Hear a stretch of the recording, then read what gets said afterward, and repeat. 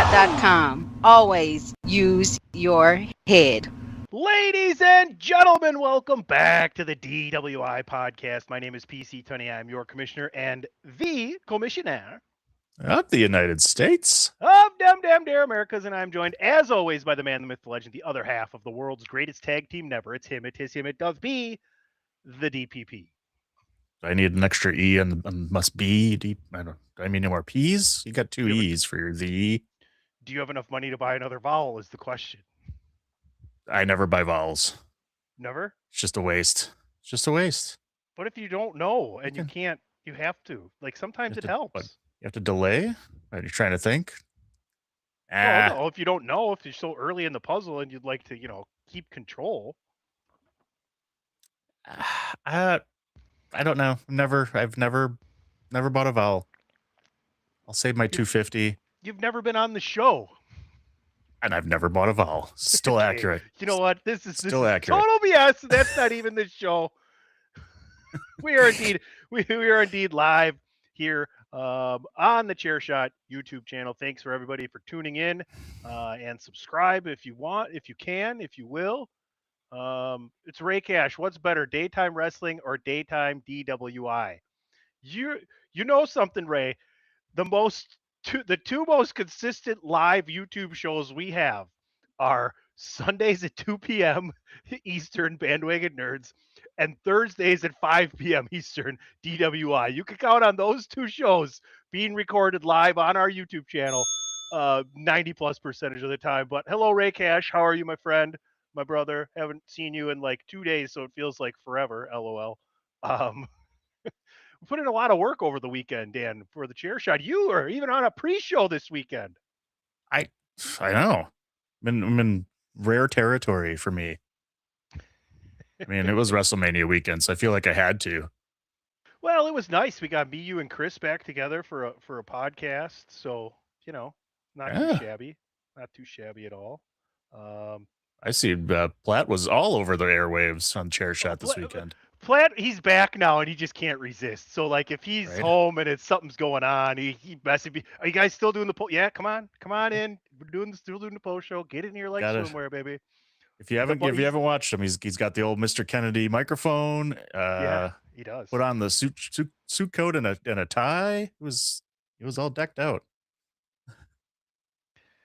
Yeah, it's nice to have him back. It's nice to be doing some fun stuff. Nice to be live with the people as I'm trying to do all my early show social medias in the beginning here. DP, let everybody know where they can find us here at the beginning of the show. Well, if you're not watching live here on YouTube, you can also follow us at Podcast DWI on X. You can go on Facebook.com/DWI Podcasts. And check out thechairshot.com. Dan doesn't need a vacation. Oh, fantastic stuff. Doesn't need a vacation. Yeah, I'm going on vacation this weekend. Is that right? Taking a weekend getaway for the old DP's birthday. Oh yeah, well that's coming up next week. I wish you a happy birthday on your birthday. Wow, that's the only time you need to. It's only one day. Every year though, like every fucking year you have to have a birthday. Can you go every other year? Can we do every 3 years? Was my birthday February 28th? That'd be every 4 years. And that would be the 29th. There's the 28th every year. Yeah. Hopefully. So far. I can't predict the future, though. You can't predict the future. No. I can. I can predict that everyone listening is going to go over to prowrestlingtees.com/thechairshot. Check it out. Plenty of great designs. Makes a great gift any time of the year for the wrestling fan in your life. That's prowrestlingtees.com/thechairshot. Speaking of Christopher Platt, let's get this in right here. Why should you visit thechairshot.com? Thechairshot.com is your home for hard-hitting reviews, news, opinion, and analysis with attitude.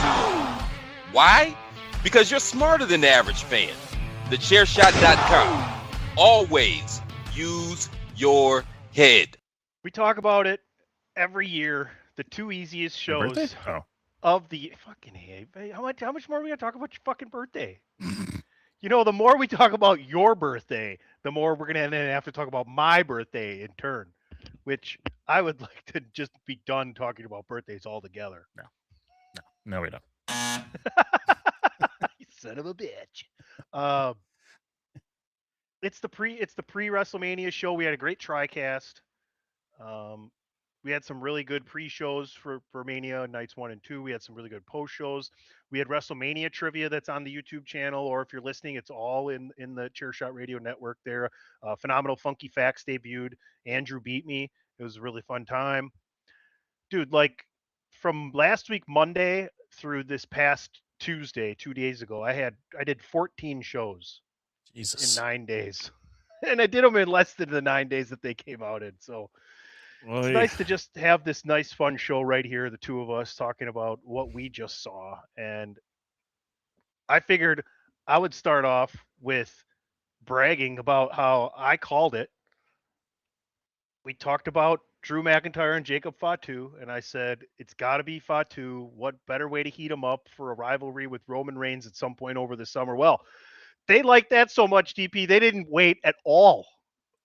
They didn't wait at all. Talk to me about the match um, from Saturday and what do you expect moving forward with this feud? Because I love how they set it up on Monday to close the show. yeah, really good match between Reigns and Punk. I mean, we knew they would deliver, and surprisingly, we did not get any like interference or anything, which was kind of nice. Just set up one-on-one match. But Reigns coming out on top. I think most of us called that one as well. It seemed like that was the path they were going. Maybe getting a little more bloodline back together, and that sure seems like the path. I love the fact that they brought Jacob Fatu in there right away, and you know, basically Roman, saying he needs Jimmy and Jay, not to be in line, but to be his blood and be there for him. And, it's going to be, maybe different this time. And that'll be interesting because, Jacob Fatu was, on Solo's side, a few years ago when they had that split and was all about serving Solo and then split off onto his own. And now are they going to do anything with this one of, I love you, if he Solo, loses, or was it Solo? I love you, or was it I love you? I love you, Solo. Yeah, there you go. I love you, Solo. Greg did like a whole podcast with that soundbite. I like played it like 89 times. I thought I had that one. I guess I don't. Yeah. So I'm loving it. They're going right into the bloodline bit again, basically. So it's really cool if where they go with this afterwards. Because I do think Fatu's going to be a champion at some point. I just don't think they're going to take the title away from Roman so quickly. So be interesting to how they set this one up in this next match and if it continues on through the summer. Yeah, it's interesting because he basically was, Solo or not Solo.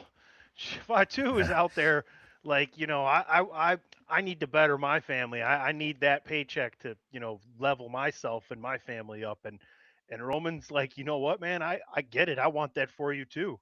It's just basically come down to either Jacob's going to take Roman out and he's going to become champion, or he's gonna have to fall in line with the bloodline and raise the one up, and now you got four men in that bloodline. And I think at that point is where Roman probably loses at SummerSlam to Oba or Gunther, one of the two, right? And you'd think that you could have another bloodline civil war with trying to get these motherfucking Tongans in the storyline with my family tree with the bloodline would be interesting. Did you realize that there is no King of the Ring announced yet or a pay-per-view at all for that time, for that space in the calendar? Huh. I did not. I mean, I got to assume they're doing another King of the Ring, but I guess you don't have to. I guess it could be anything, but that's the problem, though. If you don't have people you really want to put over like that, then you don't necessarily want to force yourself to have to do it every year, I think. Right. Well, in the last year, King of the Ring was the winner got the title shot at SummerSlam. The last couple years, I thought. So was it? Probably. So I don't know. if they've already got a plan and they've got someone, I mean, then you don't have to, but I mean, that's, if they're going to go with Oba or Gunther or whatever, or whoever, challenging for the title, don't have to. I mean, that's how Gunther, isn't that how Gunther got the title match one of those times? Yeah, he was the king of the ring. He won the King of the Ring and got his title match. So, I mean, they could We'll see if do they do it, it I again. guess. They just but haven't I mean, announced. You'd think they would have announced it already, because that's like less than 3 months away. It's coming up. Yeah, it's coming like up already. two months in a week. I don't know. Yeah. Well, we started off with something I called. Let's go into something you perfectly called, which was the 6-man tag between LA Knight, the Usos, taking on the Vision and I Show Speed. I thought it was a fun match. Like, I thought the opening to night one was good and fun. Like, the 6-man tag match was smart and clever. You called it. Drew and Jacob didn't go all over the arena like I wanted them to, but I think because it's a WrestleMania and the problems with that, they might not have wanted to go into all that different space. But I thought there was a really good start to night one. Yeah, I mean, the 6-man tag did exactly what it should have done, like just nonstop action. There didn't need to be any downtime. Big hit moves, and keep everything going and keep the crowd entertained with no downtime. So they did it perfectly. And then, then you roll into Fatu and McIntyre, who just tossing chairs and tables and everything possible into the ring, and laid that out perfectly as well. And it was very well done. I thought both nights of the 2 opening ESPN matches were perfect. And I Show Speed got his WrestleMania moment, as I said. He was going to end up turning, and that's exactly what happened. And Logan Paul, turned on him, or I don't know if it was Logan or Austin Theory, one of them. It was Logan. Babyfaces came in to help him out. He kept saying, "You ruined my Mania. You ruined Theory's Mania." And then Logan came in, propped him up, and he hit it, man. Hit it just beautifully, like right off the top of the turnbuckle post. Got up on there, and great shot that they had of it from the top view, and he nailed it perfectly. Just awesomely well done. The only thing that he could have done better, and a more experienced showman, or someone, or maybe he was nervous and he was supposed to and he didn't. He should have started on the turnbuckle and sat there for 5 seconds like he was about to go, and then kind of looked around and shook his head, and like meaning like faking, like, I don't know if I can do this. And then as the suspense to that builds, then you step up onto the perch that's a little bit higher, and the fans go even more crazy. The anticipation builds even more. It was the only thing I would have added as a producer to that, and maybe that was how it was supposed to go, and he just kind of rushed it or didn't forgot about it. But overall, a good time. And then we kick off I believe Seth and Gunther was the first match of the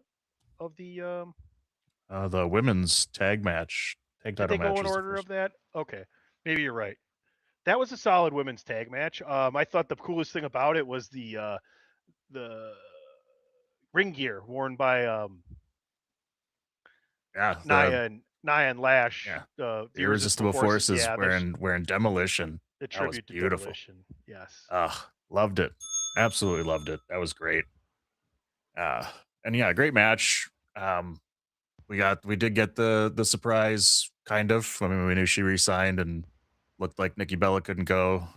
So we got Paige making her triumphant return after 7 years out of the WWE. 33 years old. That's insane. She started so young. I saw something today in an interview where they brought her in a little while ago, and they said, "We want to bring you back, but 2 conditions. 1, you have to take a drug test, and 2, you have to go get your neck checked out by our doctors." And she's like, "Well, they told me 3 years ago my neck was good and I can pass a drug test, so no problem." So they sent her down to Dr. Andrews, I believe, people to check out her neck. And while she's down there, Nikki Bella is trying to rehab her ankle, right? So, which is crazy. So, like, obviously she's passing the drug tests, and she goes through like 9 hours, a full day of tests on her neck, and eventually they pass her, "Are you ready to come home?" And so she's happy to be back. I think Hunter's happy to have her back. I think she's going to be someone that can still go pretty darn hard and be a big time. Like, she's younger than all the 4 horsewomen. Yeah. Right? That's Like, crazy. Charlotte and Becky are in their mid-30s, aren't they? Probably. We can look that up. I mean, yeah, 39. Becky Lynch is 39, so there you go. Yeah, but That's crazy. it's fun to see her back. I guess if you're going to bring her back, you're going to give her the belts, right? Even Well, though I think my opinion, I think they 100% dropped the ball on her return. should have waited, We then were it was something else. so when she debuted on the main roster, way On back Monday Night when, Raw after WrestleMania. she came out the Raw after WrestleMania and defeated AJ Lee for the Divas title. You had the everything, the perfect storm of this. AJ Lee making her comeback, holding the Intercontinental title. Why would you not recreate that exact moment and do it again, whatever, however many years later, and have her come out as a surprise return the Monday Night Raw after WrestleMania and defeat AJ Lee for the Intercontinental title? Like, how that never is ever going to happen again. To have that opportunity, that everything aligned so perfectly. I feel like that was a huge swing and miss. Yeah, because then you could have had her go. If you really wanted Becky to have the title, you could have put her back into a feud there. Had AJ take. Yeah, I mean, I don't know. I mean, they must have other plans. I would have kept the title on the Irresistible Forces because since it wasn't a Bella's win, which would have been the more iconic, historic thing. I mean, it's historic to put Paige in that spot, but I don't know. That's just we both have our little gripes there. It's not as big as missing out on Roman Reigns versus The Rock for the title at WrestleMania no. because we're a bunch of wimps. I'll just say wimps right now. How's that sound? Um, let's get into that very AJ versus Becky match. So here to me is where everything kind of falls apart. They gave some time to the tag match that could have gotten more. This next match didn't get barely any time. The women's championship match got like no time at all. I don't know. The match that I want, the iconic IC match that I wanted for AJ and Becky didn't happen. It was fine, but yeah, this is where night one starts to kind of be like, uh-oh. Yeah, it was. Yeah, they really didn't give that much time. Like it was really strange. Both three of these matches under 10 minutes. This one was 8. And yeah, it was a fine match, but yeah, nothing spectacular, nothing stood out. Pretty straightforward. I mean, Becky and the referee getting into it again. I don't. Is that ref going to eventually wrestle a match or something? Because they just keep doing this bit for a long time, and Becky got the kind of the cheap win by using the turnbuckle, the exposed turnbuckle. So I mean, are they going to end up running this back again at Backlash or what? Well, But you could have the whole Jessica Carr thing. Like she's trained to be a wrestler. I think she's back training again instead of like I think she wants to give it a go. I think they want to give her a go, referee to wrestler. And why not? It's been interesting. But like you said, yeah, they kind of missed an opportunity to have the whole AJ Page thing. It just depends on what storylines they have earmarked for these people, right? It just maybe didn't make sense to exactly what they wanted to do. Maybe they were looking for something for Page, and it just happened to pop up like that. yeah, I mean, it's definitely possible. I mean, to me, well, again, I guess we'll see where it goes because I just think at this point, Becky, what's the difference of having her be the champion as opposed to AJ Lee? You know, what do they have planned? I guess we're gonna have to see, but just at this point in time, to me, didn't necessarily make sense. So Yeah. Let's just get to the women's championship match. Like, cool. They did the music video for the entrance. Loved it. Awesome. Great, like, cross branding there. But they did that at what seems to be sacrificing time in the match. Like, for a women's world championship match and Stephanie Vaquer's first WrestleMania. Is it her first? I believe it is her first WrestleMania. At least their first sounds right. WrestleMania title match. Then you don't even give them 10 minutes? Yeah. And I don't like to be the guy to go out here and, oh, there was 57 commercials and there was not enough time for wrestling and it was all entrances. And now I'd give a brand infringement on Patrick's retainer boy, by the way, too. But, you know, I don't like to go down Yeah. that road, but like when I can feel it and noticeably like, oh, the match is over already? Wow. Yeah. And they even had interference in that match too. Like that's how, it was still less than 7 minutes long. Is kind of crazy, especially for one it's been built up pretty good. They had a good build up for this match. It's a women's title match. I mean, I feel like that should be given a little bit more time to cook, unless we're somebody maybe hurt and just they shorten the match. I don't know, but I mean, I love the intro. I mean, it's more about the spectacle, more than the wrestling match itself, I think. And it was done really well. And yeah, definitely disappointed in the time they got in the ring. I'm happy that Liv Morgan went over. It'd be interesting to see where, that there was no real dissension in the Judgment Day with Roxanne or uh, Raquel. So, I mean, it seems like they're all There's no still reason to break them up. buddy. Not So, at all. No reason to no. The five of them need to stay together. There's no reason whatsoever. yeah. Yeah. I mean, I'm totally fine with it. I felt like it maybe was time. Like they could certainly do it.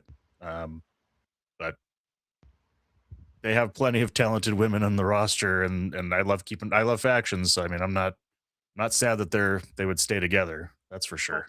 Plus, like you can still have Roxy and Raquel be a tag team, which is really where Raquel needs to live, and Roxanne can build up her experience on the main roster in those kind of situations where when she's out as a tag team with just Raquel and Liv's not around, she can kind of form her own version of what it's like to be a leader, on the way up. But Seth and Gunther, great match. Like this just delivered. It was the match of the night one, yeah, for sure. I would say probably the second best match of the weekend behind Roman and Punk.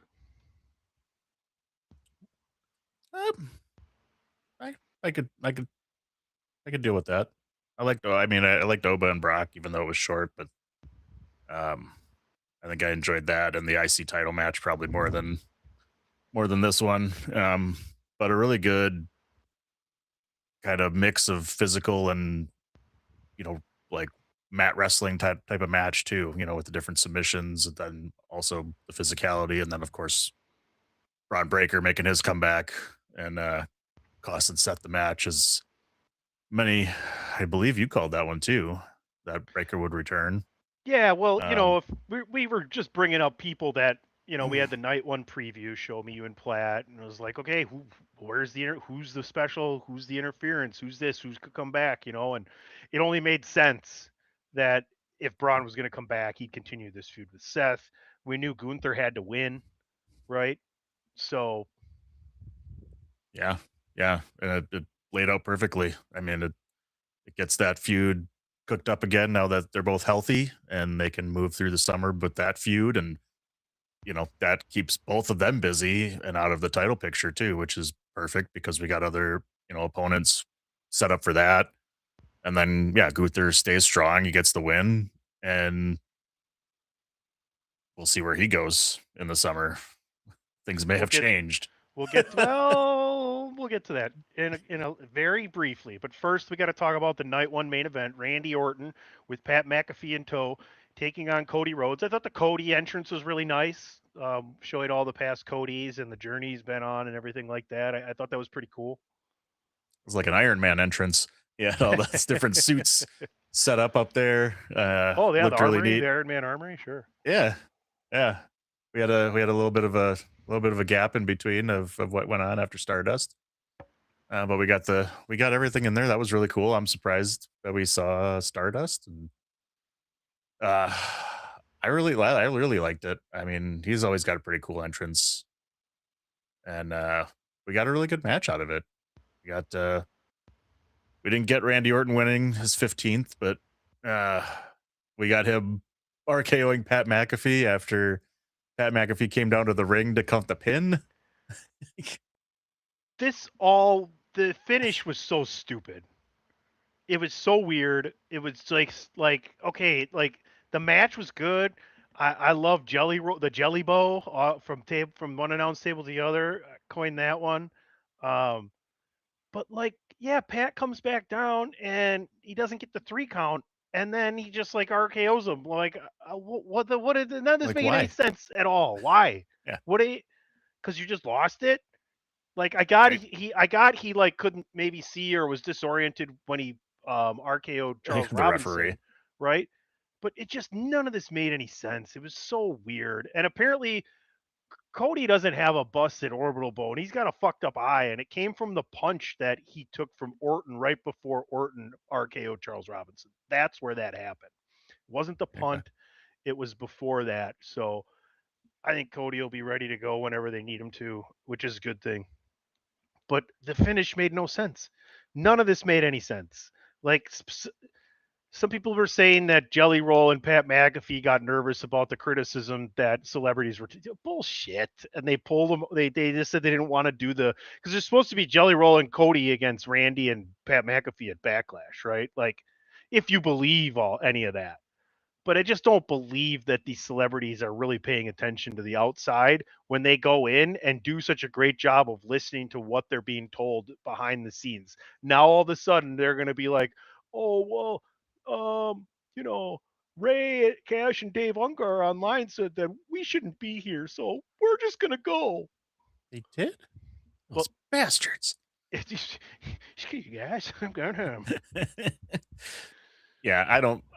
Yeah, I wouldn't buy it either. I mean, these guys are professionals. These guys have been, Pat McAfee's been around for how long, doing stuff, and Jelly Roll is so respectful and everything, and they take it seriously. And there's been, so again, we've talked about it forever. For how long? There's celebrities are always involved in this stuff, and there's absolutely nothing wrong with it. And for those two guys to be like that, I doubt that is the case. And it could also potentially be a complete ruse that they're pulling and everything like that too. So I mean, it's hard to say right now on all that kind of stuff. I hope that wasn't the case because Well, that's the kayfabe right now, is blurring the lines of reality because you think you know. We're gonna we're gonna play into what you think you know, right? right. Whatever. Let's get to night 2 and epic entrance by Oba. The crowd is psyched. We just get this heavyweight bombshell after bombshell. These guys are just dropping nukes on each other, and Brock just could not get the job done whatsoever along the way or that day. And Oba goes over in spectacular fashion. I don't know if a lot of people seen this on the way out. Oba put on the invisible cowboy hat and paid his respect to Brock Lesnar, and then something nobody seen coming, and it was fitting because the prediction spoiler streak had ended that day because Brock Lesnar has retired.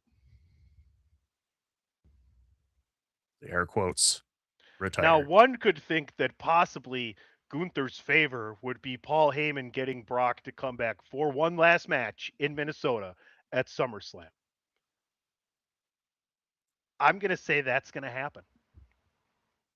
I would also say that's going to happen. It's tough to say. I've seen all the different rumors of why he may have done it. It's interesting to see. His reaction was odd. It looked like he was crying a little bit. He was laughing, maybe taking the boots off and taking the gloves off and leaving him in the ring is the sign of retirement. And it's be interesting to have him just call it a night there when the opportunity for him to wrestle his last match in Minnesota at SummerSlam and put over most likely Gunther is something that I'm sure Brock Lesnar would do. And this could certainly have been just in a sense of work. where he ultimately, gives him a chance to go away for the summer for a think few about it. months and then make the comeback and have his last match. He gives the two biggest beasts in WWE the retirement rub. Yeah. He gets to get two of them. Yeah. Because Oba it's not going to mean any less. It's not going to mean any less to Oba if he's like goaded into coming back for one last match and he wants to do it at home in Minnesota, right? And I'm okay if it doesn't happen. I'm okay with him picking Obafemi to be his last guy if you believe everything that's said. If any of you think that Triple H didn't know he was going to do this until it happened, you are the dumbest motherfucker I've ever met in my life. Things just don't happen like that at this level between these kind of people. But I'm okay either way with it, honestly. I would be too. I mean, that leaving it at WrestleMania, I mean, is obviously the best last match you can have is at to do it at a WrestleMania, and the Undertaker did it, and putting Oba Femi, the Undertaker also came back and did that dumbass tag match with Kane against DX. So we don't talk about that one. They don't call that those guys. So between Hunter and because Kane never really said he was never going to wrestle again, but between HBK and Taker, they wiped that from memory. To me, they're every bit as bad as Ric Flair. They came back for money and did and wrestled again when they said they weren't going to. But they go, oh, that was just that was just having fun with my friends. That wasn't okay. We call that a match. We call that a wrestling match. Yeah. If I was wrong about KO and Austin, then that was a wrestling fight. Yeah. But yeah, I'm totally fine if that was his last match. I mean, obviously them basically calling Oba the next big thing. You can't go wrong with that. So I agree. See what happens come SummerSlam. Fantastic ladder match followed this. I mean, if you weren't a fan and you stuck around for this, you probably got a lot of people to upgrade to whatever. The funny thing is a lot of people probably that had satellite or cable or whatever already gives you ESPN Unlimited finally scratched into that, plugged into that thing that they had never done before. And so even more so than getting new subscribers, it's getting the people on there as a user that already have it that aren't even registered yet. Do you know what I'm trying to say? Like you have people with the access to this unlimited portion of ESPN because of their cable or satellite provider that don't even care yet. Right. This might have got them to care, and now you have more users. Getting them to tune over to that channel or that app, however you get to it, is like, yeah, okay. Now I see what's going on over here. They might start using that a little more. The day comes that they have to. If I'm not mistaken, the entire hour on ESPN on night 2 was commercial free. Boy, I can't even remember. Could be right. Because I remember thinking about it. Because I remember leaving the pre-show night 1 with, hey folks, if you think there's not going to be any commercials, you're sadly mistaken. And sure enough, there was commercial right away, and then another commercial before we even got off of ESPN2. And then night 2, they went right into the Brock thing, and then after the tournament, they went right into the ladder match. So I remember going, oh, they gave it this to. They really want people to get into the unlimited portion of ESPN. They're giving you all this without a commercial. And that was on ESPN, where night 1 was on ESPN2. The night 1 was on ESPN2. Yeah, I mean, I didn't. I kept it on the stream. I watched feed, so I didn't have to flip, right? But Penta's just a man on fire. Yeah, great. Go ahead, talk about the ladder match. Yeah, and I think we picked different people for this one, but I think Penta holding on to the title definitely makes sense. I mean, he's just huge right now. It's so over. That entrance was badass. Plugging Mortal Kombat on the way through, but still that whole mask and his whole entrance with the fireworks behind him is just amazing. I can't wait for him to get even more over. Better helmet, Cody or Penta? This one, WrestleMania was Penta. Really? That- I that- thought Cody's that- was pretty fucking oh. sweet with the gold. I've seen that, but he's worn similar before. So I mean, I just I don't know. That one I wasn't ready for Pentas, and that was pretty cool. It was cool. It was cool. There was a lot of cool different entrances, as Yep. WrestleMania should have. Yeah. Dragon Lee also had a really cool entrance with gigantic dragon wings that you didn't get to see. Supposedly. Yes, well, it did. It's out there. We got a You can check commercial it out. instead. Well, they only could fit so many guys in it. Well, there was a commercial. Never mind. There was one commercial. Yeah. Oh yeah, There so was there you go. Yeah. There I was one ruined it. commercial Ruined on it for you. ESPN part of it. No, that's okay. That's okay. But this turned out to be a great match, and looks like moving forward we might get a Rusev and Penta at least championship match at the one of the paper. I'm here for that. Those clashing styles. Rusev looks great. Rusev looks so happy to be back. I mean, a lot of these guys that go away, they enjoy the time away up until a certain point when they just realize they miss WWE because no one quite does it like WWE does it. It's a whole different atmosphere and structure and booking and taking care of your employees, your wrestlers. So I think it was there's like not- a year or so after AJ Styles, or maybe a little bit more, had been with WWE, and he went to Triple H and he's like, "Hey, can I give you something I noticed?" And he's like, "Yeah, you should make every single person that comes here go to NXT first."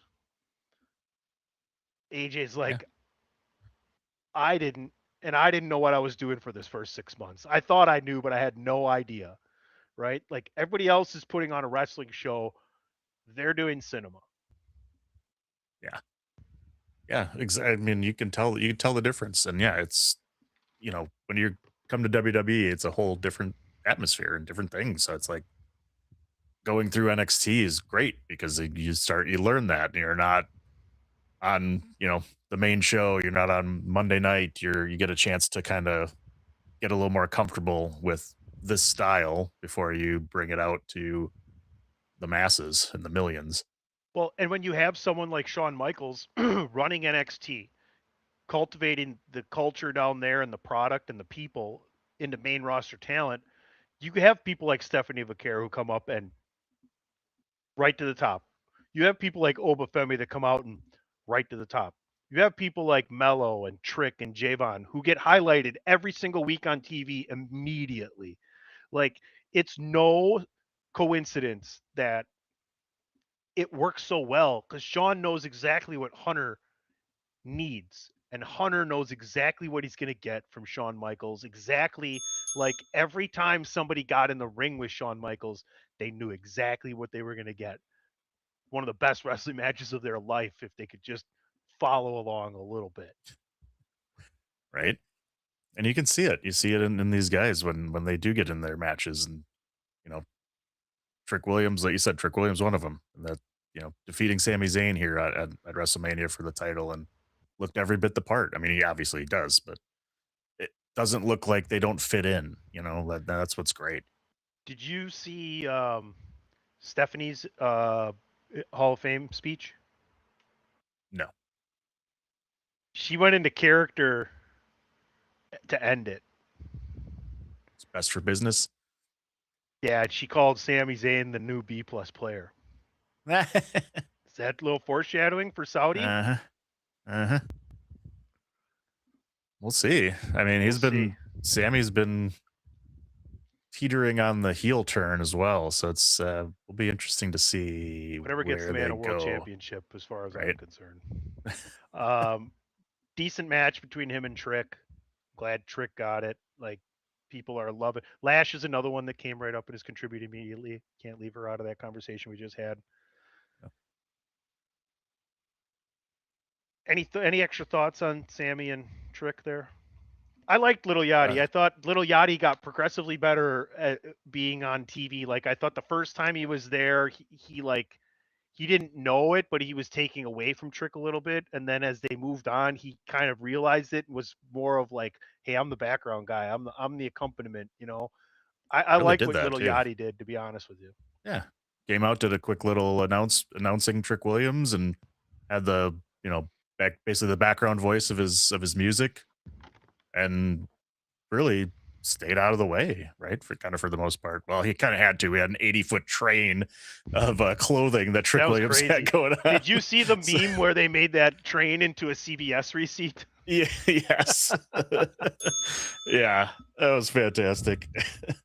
Yeah, it was great. And yeah, that would be the only thing else I would add to it is his entrance was fantastic. Little Yachty's, I thought is doing a great job, whether or not he sticks around, but good to see Trick with the title. And yeah, that one's still going to be great because there's so many talented people vying for that title that, yeah, they just got so much talent right in that middle. So it's great. I don't know. I don't really consider Pat McAfee a celebrity anymore for what he was doing this year, because he's been involved in everything, like a faction guy, a support guy, a manager kind of guy, an announcer guy. He's put on matches, like had great matches. Go back to some of his NXT stuff. But as far as Jelly Roll, I Show Speed, Lil Yachty, I thought the celebrities hit home runs this year.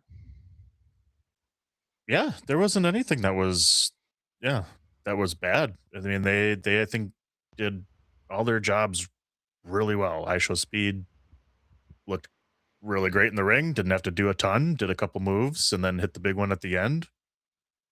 Yeah, they were great. Just enough spots to be relevant, but like kind of in the back, like you said, kind of stayed in the background a little bit, nothing where they stood out. Let's move on to Dom taking on the Demon, Finn Balor. This was another match that was like, oh, it's over already. I mean, I hate to be like the time police or anything and say that everybody should have a 20-minute fucking match, but you brought the Demon out, and I don't know, it just didn't feel that special to me. The Demon's entrance took longer than the match itself, maybe. I don't know if that's true. This is so slow. Yeah, it was. I mean, they turned this into a street fight before WrestleMania started. They made this one a street fight, which I think was probably a good choice. I think that's what they should have done anyway, based on the feud they were having. So we got a little bit more kendo sticks and chairs and everything for this one too, and tables. And the Demon wins it by putting Dom through the table with the coup de grace. Coup de grace, yeah. But yeah, it wasn't anything spectacular. There was nothing that stood out with this match. Really, we didn't get any interference. It was, for being a street fight, it wasn't crazy over the top. With there was a couple table spots, but that's about it, really. I mean, so it wasn't anything that stood out, which was kind of unfortunate. But I don't know. We'll see where it goes. Rhea Ripley, I was like, you know what? You don't put Rhea and Roman in these positions to not have them win. I get people wanted to have Jade maybe go over and get a big W, but you get to move Rhea now. And we've seen the moment she had with EO on Raw. They're going their separate ways. We've seen the final moment of Rhea on Raw for now, leaving as Liv sat on a trunk with the belt, that they kind of looked at each other. Those are the two top women's stars, and it's appropriate that they both left WrestleMania. I think there's still big things for Jade. I hope they don't leave her off the women's main event too long. But I don't know. Do you feel like me? It was time to let's get mommy back on top and let's put her on a different show and mix things up a little bit. I like that. Yeah, I thought. Well, I picked Jade to win, just because I thought there would be some more for her to do. But they can certainly go a different route with that too. But I think it does make sense to have Rhea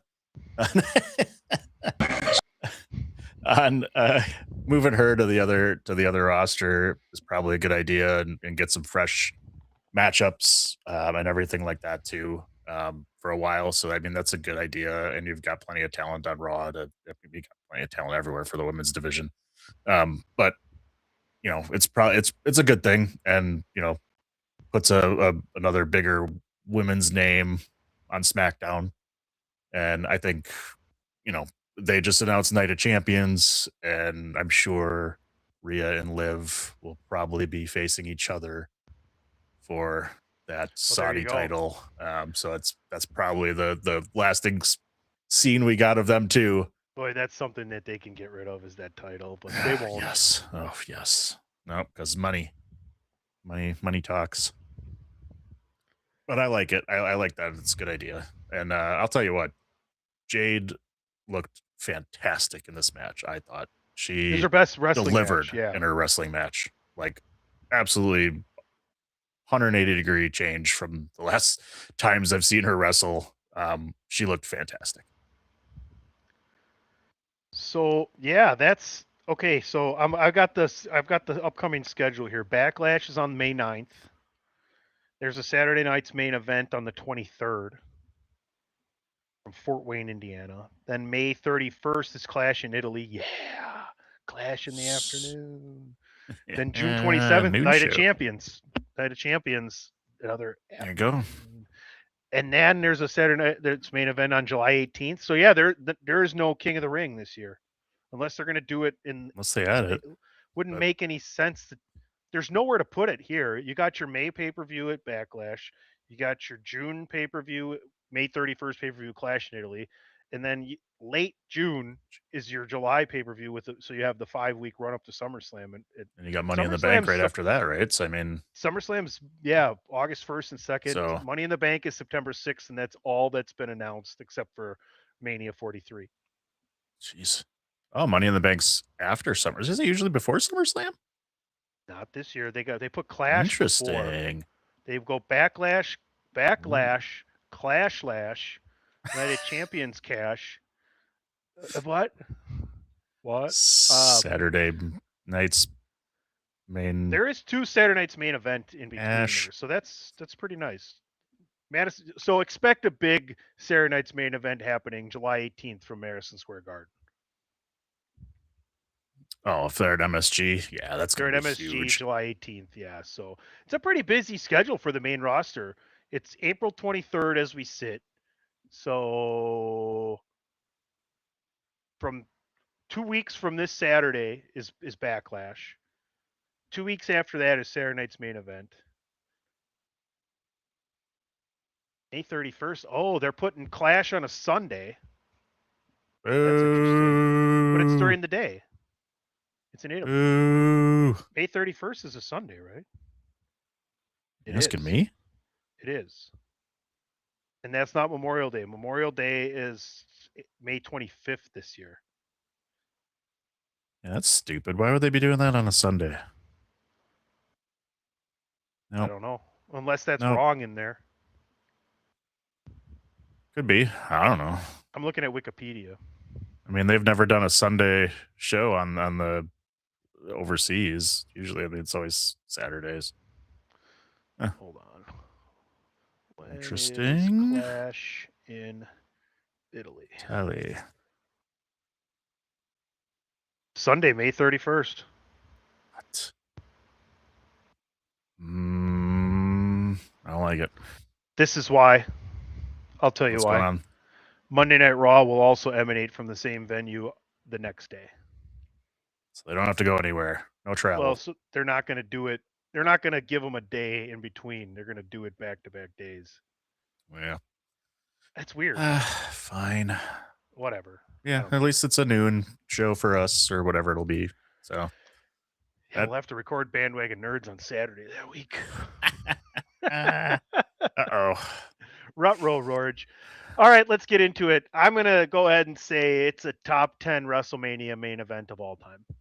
Roman Reigns and CM Punk. That was an unbelievable match between two guys with a lot of history and a lot of accolades and accomplishments. Two guys who are probably, well, not probably, they are. We'll just we'll just leave it here. They're top 25 WrestleMania era WWE superstars of all time, likely both top 10. Yeah. Yeah. Boy, it's, I mean, you kind of said it all. I'll give the gripes that I had of the match, I guess, if I have to pick anything. Or the misses, I should say. It wasn't a gripe. So CM Punk did his elbow drop to the announce table, and he missed doing the Macho Man point. I'm guessing he wanted to do that, and he totally missed it. Because I was waiting for him to throw the fingers up, and I'm like, oh, dude, that was the spot right there. And so he missed that. And then the spot again of the go to sleep and then the guy falling on top of his shoulders for a second one. I don't think I like that spot anymore. It's happened too many times. The only thing difference was this one, he didn't get the second one. He, basically collapsed of exhaustion, and that was part of the story of, he gave everything he had into that match, and that was it. So I'll mark those and see if I have to pick something that was bad or that I didn't like. That would be it. The thing about it was something that finally got time, that delivered throughout the entire amount of the time and gave you a fucking awesome, and I liked the ending. But there was nothing about that was wasted. There was nothing about that didn't make sense. It was just two of the greatest of all time in the WrestleMania era in WWE delivering in the grandest moment. Like, Punk looked fucking great. Like, Roman looked fucking great. Like, everything flowed. The only gripe I had, now that I remember, because I was a lot less sober night 2 than I was for night 1, because night 1 I had to host the post show. Night 2 was on Attitude of Aggression's YouTube channel. Shout out to Dave, doing both post shows. Make sure you're checking out his YouTube channel and his website, attitudeofaggression.com. But now this is a me problem. This is a you problem. This is a people that are in our network that have watched this all the time, kind of people like that problem. I could hear him call. I could see him calling the whole match, especially the first half. It was like, come on, guys, really, you're not going to try it all here, or are they kicking it to the wrong camera at the wrong time? Like, it didn't take away from anything, but it was just blatant. Yeah, it's something you notice. It's hard once you catch it too, that to not keep catching like it. The glass is if it shattered. Continues. Yeah. But I didn't. Not that I'm trying to focus on the gripes of whatever, because it was just two spots that I was like, okay. I mean, the rest of the match was fantastic. I loved the shield, basically the shield spot, more or less, where Roman gives him the power bomb, onto the table thing. I loved him taking the wrist tape off. Like, yeah, all right, we're just gonna start throwing fists now. Like, I don't need the tape anymore. And then bam, I'm like, why the hell did you just toss it on the ground? And then you see the referee go for it, and bam, a little kick to the nuts.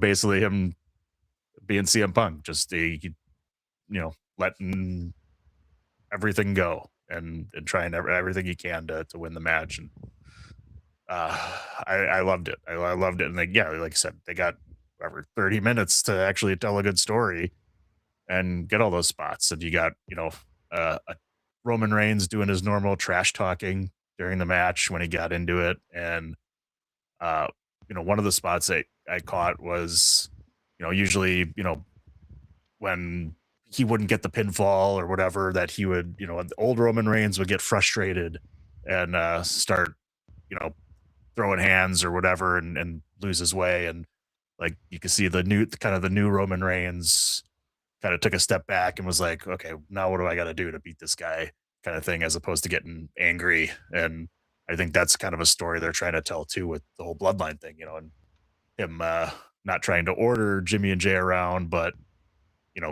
telling him, I want you by my side, as a partner, not as whatever, I forget what he called it, not necessarily falling in line, but being blood. And I think you kind of see that in Roman's matches too, which is really kind of cool, and a little bit of a change in the way he does business. Definitely. So there's two things from Raw we need to get to before we get out of here. I think we did a good job of recapping WrestleMania and kind of tying a lot of stuff into Raw. The first one is when Paul Heyman came out with the Vision on Raw before he brought out Braun Breaker. He cut a promo on the people that put together the video packages and got real mad for no reason that they hadn't already moved Brock Lesnar from the now to the forever section. I just want you, Dan's smiling already. I don't really have to say much more to him about it, but I just want you people, and we're not even going to say much more about it because Dan's face does it all. He's thinking the same thing I am. Think about why that happened. Think about where Dan and I think this is going. We can leave it at that, hey, for now. It's not forever. The last thing we want to talk about, though, is CM Punk coming out, and all these people were speculating he was going to retire too because he got emotional at the moment and everything. And I was like, listen, the guy's been trying to literally main event, not night one main event WrestleMania, but main event WrestleMania. And he finally one-on-one did that. as well. He finally did that as the champion, by the way, and selling more tickets than the QB1. I think he was just grateful for that and also knew that this is the last time he's ever going to be this high on the mountain ever again. Likely. We'll see. Because here's the thing. He kind of said it without saying it. I wasn't supposed to be in the main event here. I just championship things fall from the Seth got hurt, right? And they leave you with Cody coming out and saying, I feel like a loser, but I won, and you lost and you don't. And Punk's like, you calling me a loser? This match has to happen at some point with the title on the line, right? Because that's what they teased. Because Cody just says, say when Punk talks about championship opportunities falling out of the sky. This could be your SummerSlam if they're looking for something huge. I feel like this is probably your SummerSlam. I feel like this was CM Punk, in a sense, kind of coming out and going, he's probably going to be off for a month or maybe, like he's take a little break. Just a chance to get away, cool down. He said he's not. He said he's not going on vacation. Oh. Said that. I mean, I feel like it's a good spot for it to happen anyway.